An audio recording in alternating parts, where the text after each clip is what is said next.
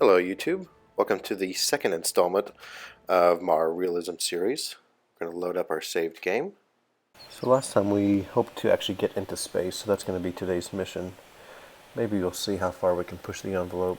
I'm going to load our previous Alpha craft, take off all the extra stuff like the nose cone, solid rocket booster, then I'm going to adjust the main stage.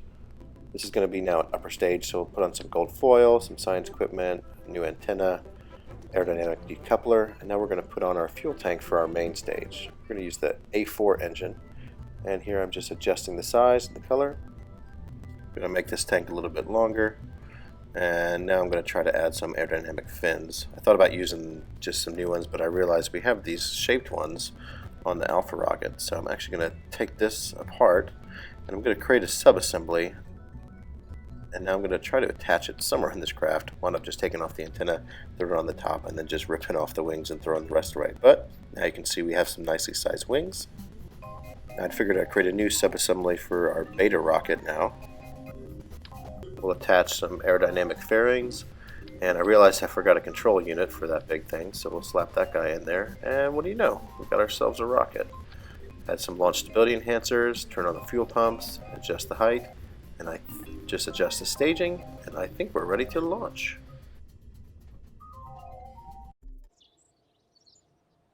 I'm just going to warp to completion here.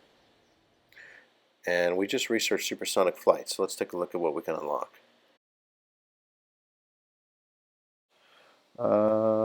This would all be good stuff if we're actually building planes, but I'm not interested in doing that right now. We're going to stick with rockets, so I'll just leave this on research and save my money. Let's go to 6 more days, warp to completion. And we need to get some more science if we want to speed this up. This guy's going to take 5 hours to roll out. But now we can launch.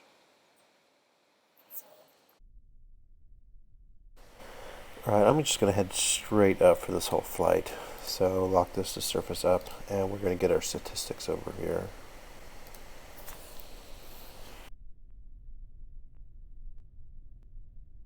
Figured I wouldn't bore you with the long launch process, so I'll go ahead and speed this up.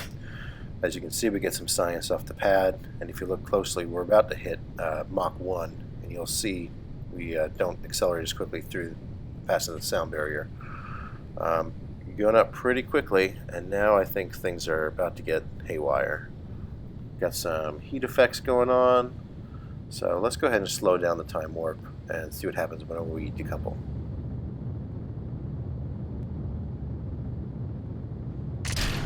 There goes the fairings, and man, as soon as we decoupled, we see that our rocket got sideways. So we don't have any way to stabilize this at this point. Looks like the aerodynamic forces are kind of pushing it back straight again, but as we get through thinner and thinner atmosphere, we're just going to keep spinning. So we'll at least collect some science, extend the antenna. We'll see how far this can actually still get. Right now we have an apoapsis of almost 500 kilometers, but as we start pitching down towards the horizon, we're going to see that that's going to not increase as fast. It's probably going to start slowing down if this continues to burn and go upside down. Yeah, sure enough, there we go. But we at least made it to space. We can collect some more science. This was our primary objective, so I'd say that this flight was a success, maybe a partial success since we still got some work to do. But that's stuff that we can take to the drawing board. So I'll go ahead and speed up time here.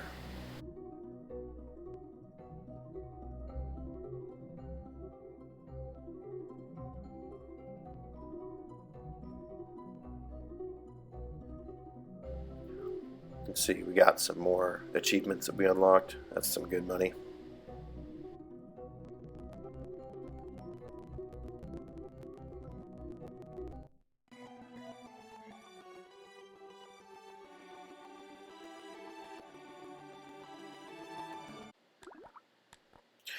Alright, now I forgot whenever I timed warp, I would do it so fast that I would actually come back to the atmosphere, but we did unlock some science nodes. However, our little telemetry unit ran out of power, so we couldn't actually transmit that. Taking a look at this alert, it looks like our rocket booster burned up in the atmosphere. If we found a way to recover that, I'm sure we could actually speed up these launch cycles instead of having to wait 20 days. So that might be something to consider once we actually get some better rocket designs going. Flying through the atmosphere, some re-entry heating. Looks like this thing would actually make it down to the ground if we had a parachute, minus the antenna. But we'll do some hydro braking, and we'll head back to the drawing board, see what we can do to stabilize that upper stage. Alright, so even though that mission kind of went cattywampus, we did manage to collect a fair amount of science, enough to unlock something. So we've already done this. Go ahead and get the credit for it again. Now we have basic orbital rocketry. I should probably invest in some of these other things too. I don't think we've done early construction yet. That gives us a diameter upgrade. We're going to want to build bigger rockets, and it's probably more important to unlock nodes at the beginning so we can get some free upgrade points.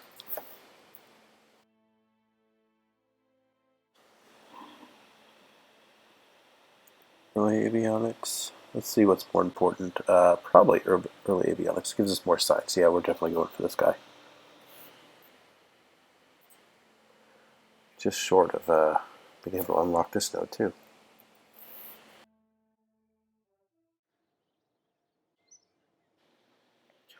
Alright, it's time to hit the VAB and see how we can improve on our craft, add some stabilization to that upper stage. Alright, let's load up the beta. We're going to take off the aerodynamic fairings. We're going to add a fuel tank right below our guidance unit, add a battery since we ran out before we forget, and then we're going to add a decoupler under that tank. Now I'm trying to think what's the best way we can add some RCS stabilization. If I kind of angle them sideways, I use that to spin stabilize, but I think it's better to use some quick burning solid rocket boosters for that. These are the separation motors. I'm going to turn them sideways, and I'm worried about ullage. I don't want the fuel to float to the top of the tank, so I'm actually going to angle these down a little bit and kind of point them out so they're not just hitting down onto the fairing. But I think that'll give us some good spin stabilization as well as keep us thrusting forward. So I'll call this the Beta B. Adjust these RCS ports, and all these are going to do is just align us. I probably have way too much fuel in there, but we'll give it a shot. We can adjust things later. So I'm going to go ahead and take this, save this guy as a subassembly. I realized I was doing it in the general category, but now I've actually have this in the booster category, and we'll call this the Beta B. Taking a look, we got our antenna with a giant battery, so it should last us a while. We're going to throw all that into the fairings, and let's just double check our staging. I think all that looks right, so we'll save it and go ahead and hit build.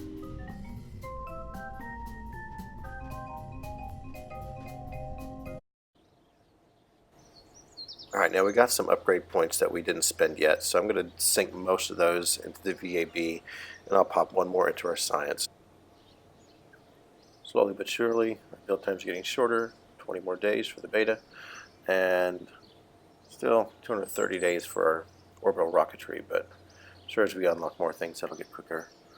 I know eventually we're going to have to upgrade our launch pad. I'm taking a look at how much that costs, so I think right now I don't have enough funds, so we'll wait on that. Looks like I have tons of money, seeing how much my rockets cost. But once we've got to start upgrading facilities and actually buying the parts that we've researched, we're going to see that those funds drop pretty quickly, I'm sure. So now I think we can take a look at what contracts are available. We didn't do this last time, but I figured while we're launching rockets, we can see if we can make any more money for it. So there's this medium sounding rocket, 390 kilometers. If our craft stayed stabilized last time, I'm sure we would have hit that. But let's see if we get any more contracts as well that we can pick up. So, alright, we got a sounding rocket high as well. So I think we're going to go ahead and accept this medium one. The high one might just be out of reach. I don't want to accept it and then get penalized for not completing it in time. So stick with this, be safe. Let's go ahead and launch. Alright, now we should see a pretty similar launch profile to the previous rocket. We're actually doing a night launch this time.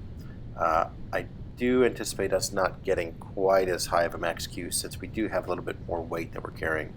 But you can see we still get a dip around Mach 1.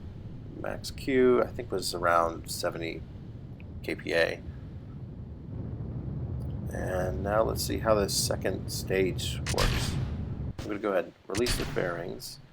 And we separated, but we can see it looks like our main booster rocket's more aerodynamic than the rest of it. I think we can probably get this thing stabilized. We're still going up. We're going out of the atmosphere. We got plenty of time. I'm trying to see how much nitrogen fuel we have. I don't want to burn through all the fuel. Oh yeah, we got plenty.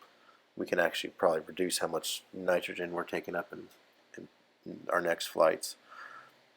Looks like this is going to get stabilized nose up. So once we do that, we can go ahead and fire they're separation motors, but we're going to call them spin stabilization motors for our purposes. And if you notice top left, solid fuel, and in the bottom you can see it turn yellow. Looks like one of those was getting some reduced thrust, but we had 4. Looked like it worked out all right. And this spin stabilization looks like it's working great. We are, right on the nose, heading up. We're at least going to get our first contract.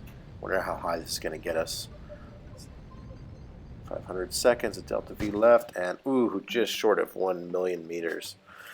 I wonder if if we kind of reduce how much nitrogen fuel we're taking up, maybe we can push that limit. The only thing is, look, more science. I think really what's happening here, if we take a look at our drag losses, don't know how accurate that is, but 3,600 meters per second loss to drag. I think it's just because we got so much thrust on the launch pad. We really, Realism Overhaul, you can't adjust the thrust of many of your engines, which is actually pretty realistic. I didn't know that until pretty recently, especially playing Kerbal Space Program. I figured you could throttle your engines down as low as you want, but apparently that's not the case. It's not until some of the newer engine designs, like the engines on the Space Shuttle, I think they can throttle down to about 70%. And they actually did that during launch to prevent them from, hitting too much aerodynamic pressure. I think during their launch they hit like 35 kilopascals, which is half as much as this launch here. Just to reduce the stresses on the airframe, not lose so much thrust or so much other delta V to drag.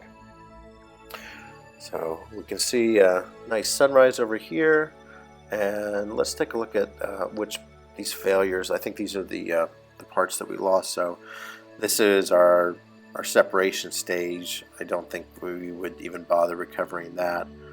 Just some little parts. Let's take a look at our main booster. Now this is actually valued less, but I feel like this we have a chance of recovering. It didn't burn up in the atmosphere this time. So if we slap some parachutes on there, we might be able to recover it and save us some build times in the future. So we'll just time warp as we head back down into the atmosphere.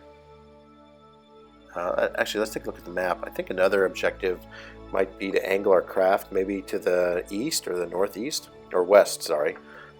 We can get over some of maybe more of those regions, get some more science, unlock some stuff. That would be great.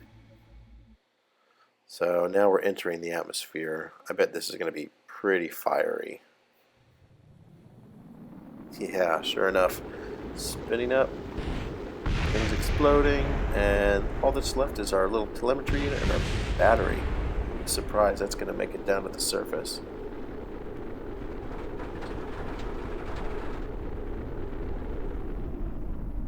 Well, that was exciting. I'll spare you the agony of watching this fall for 30 seconds and speed up this clip. Getting pretty close to the ground, and boom, litho braking. So I'll break the fourth wall a little bit and tell you that I'm actually in my car trying to finish up this last segment of the video. Gonna look through the tech tree, figure out what we can get. I think basic avionics is probably going to be good because that's going to unlock us another upgrade point. And improved instrumentation is really going to be key if we want to start building satellites. That's where we have things like solar panels.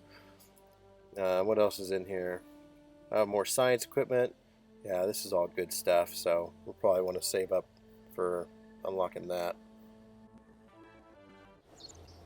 we'll take a look at what contracts we have. We still got that sounding rocket high, 1,300 kilometers. So I think between that, trying to recover our main stage, and collecting more science, that's probably going to be some good objectives for us to try to achieve. So until then, see you next time.